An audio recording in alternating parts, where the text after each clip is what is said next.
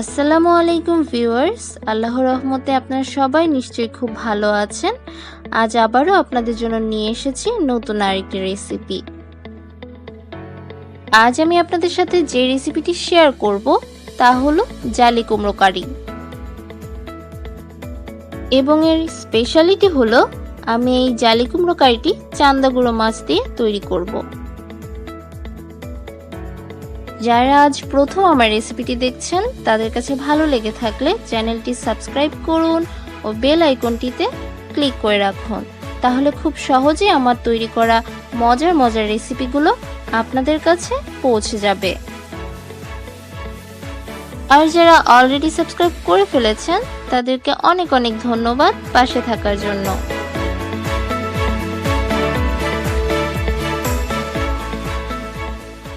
রেসিপিটির জন্য আমি যে জালি কুমড়োটি নিয়েছি তা প্রায় 1 কেজির চেয়ে কিছুটা বেশি হবে। তো চলুন তাহলে আমি এখন এটিকে স্লাইস করে নিচ্ছি।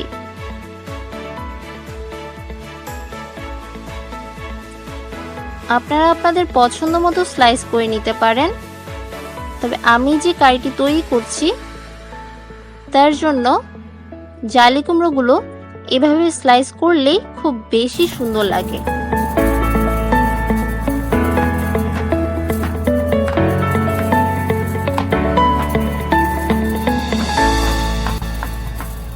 পুরো জালি কুমড়োটি ছোট ছোট করে স্লাইস করে নিয়েছি। এখন দেখুন, এগুলো হচ্ছে চান্দা গুঁড়ো মাছ। এই মাছটিকে অনেকেই ভিন্ন ভিন্ন নামে চিনে থাকে। অনেকে চান্দা গুঁড়ো বলে। দেশের বিভিন্ন জায়গায় বিভিন্ন মানুষ বিভিন্ন নামে ডাকতেই পারে, তবে আমার কাছে পরিচিত চান্দা গুঁড়ো নামে। এই রেসিপিটি আমি আমার মায়ের কাছ থেকে শিখেছি, এবং এটি একটি রিকোয়েস্টেড রেসিপি যা আমি আপনাদের সবার জন্য শেয়ার করছি। এই রেসিপিটিতে ধনেপাতা একটু বেশি দিতে হয়, তাহলে রেসিপিটির ফ্লেভার খুবই মজাদার হয়। আমি এখানে 10টির মতো কাঁচামরিচও নিয়ে নিয়েছি।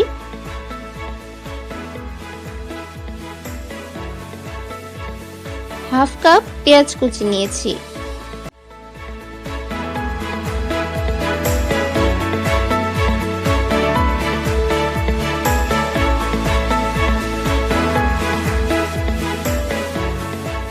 চলুন তাহলে কিচেনে যাওয়া যাক, বাকি উপকরণগুলো সেখানেই দেখিয়ে দিব।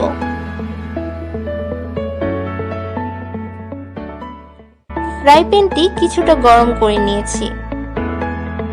এখন হাফ কাপ পরিমাণ তেল দিয়ে দিচ্ছি।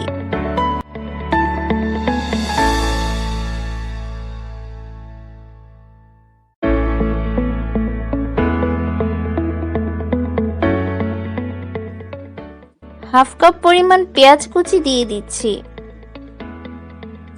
পেঁয়াজগুলো হালকা বাদামি করে ভেজে নিব।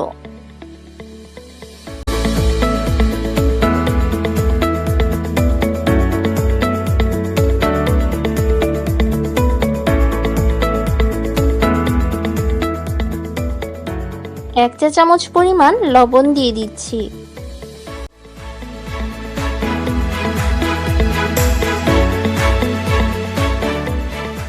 পেঁয়াজ কুচিগুলো ভাজা হয়ে এসেছে, এখন আমি অন্য মশলাগুলো অ্যাড করে নিব।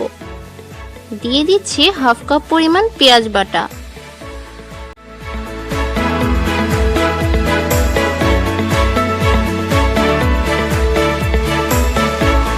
এক চা চামচ পরিমাণ রসুন বাটাও দিয়ে দিচ্ছি।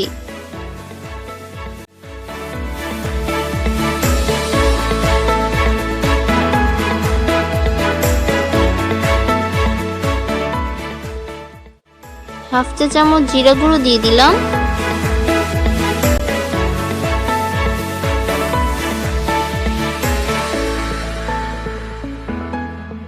আবারও এক চা চামচ পরিমাণ লবণ দিয়ে দিচ্ছি। এক চা চামচ হলুদ দিয়ে দিলাম। হাফ চা চামচ লাল মরিচের গুঁড়ো দিয়ে দিচ্ছি।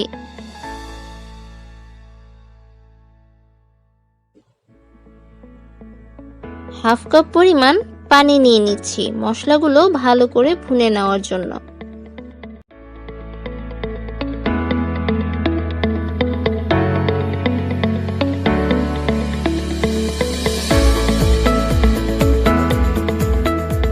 মশলাগুলো ভুনা হয়ে এসেছে, এখন আমি মাছগুলো দিয়ে দিচ্ছি। এখানে 300 গ্রাম চান্দা গুঁড়ো মাছ আছে। মাছগুলো আমি আলাদা করে ভাজিনি, এখন মশলার সাথে ভালো করে ভুনে নিব।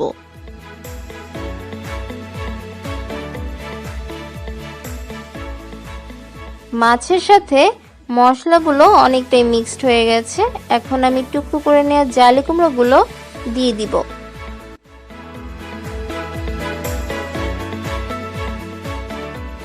কিছুটা সময় নিয়ে মশলার সাথে জালি কুমড়োটি মাখিয়ে নিতে হবে।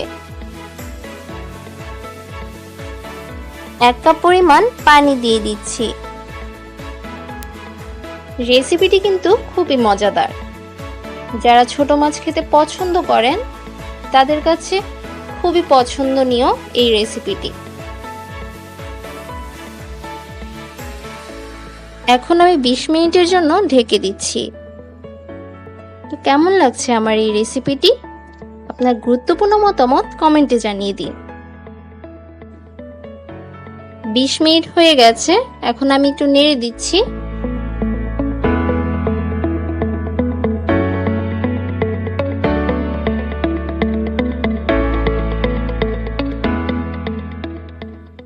আবারও ঢেকে দিচ্ছি 20 মিনিটের জন্য।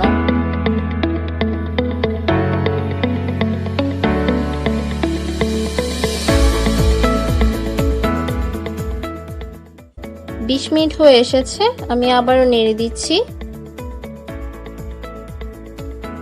এভাবে 3-4 বার ঢেকে দিতে হবে এবং ঢাকনা সরিয়ে নেড়েও দিতে হবে।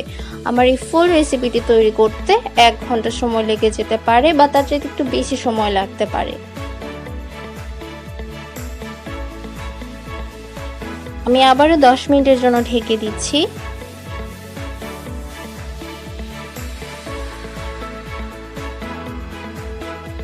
দশ মিনিট হয়ে গেছে। 1/2 কাপ পরিমাণ গরম পানি দিয়ে দিচ্ছি।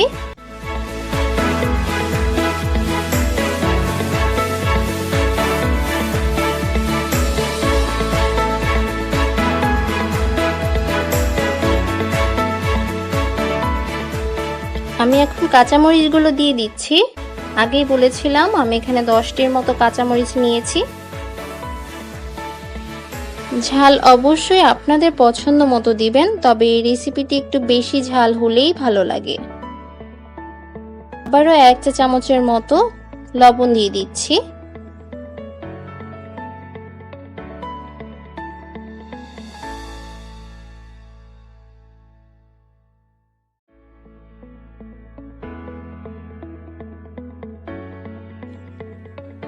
এখন আমি ধনেপাতাগুলো দিয়ে দিচ্ছি। এখানে 50 গ্রামের মতো ধনেপাতা আছে। আগেই বলেছি এই রেসিপিতে ধনেপাতা একটু বেশি দিতে হয়, তাহলে রেসিপিটি খুবই মজাদার হয়।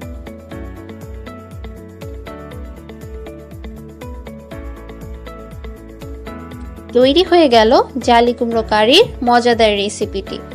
চলুন তাহলে পরিবেশনে।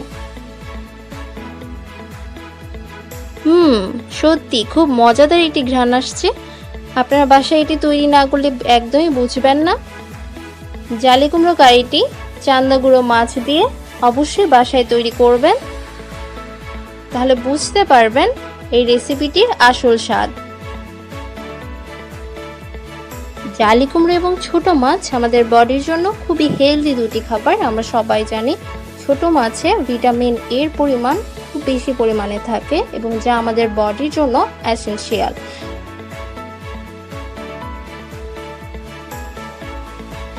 আর আপনারা জেনে খুবই খুশি হবেন যে জালি কুমড়ো আমাদের বডির অতিরিক্ত চর্বি বা মেদ কমাতে খুবই কার্যকরী একটি ভেজিটেবল।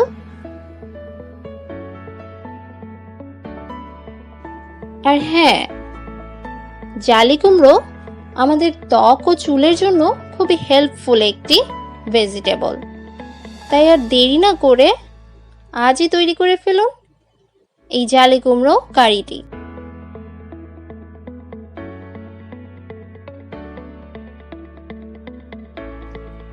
রেসিপিটি শেয়ার করুন আপনার কাছের মানুষদের সাথে, যেন তারাও রেসিপিটি দেখে উপকৃত হতে পারে।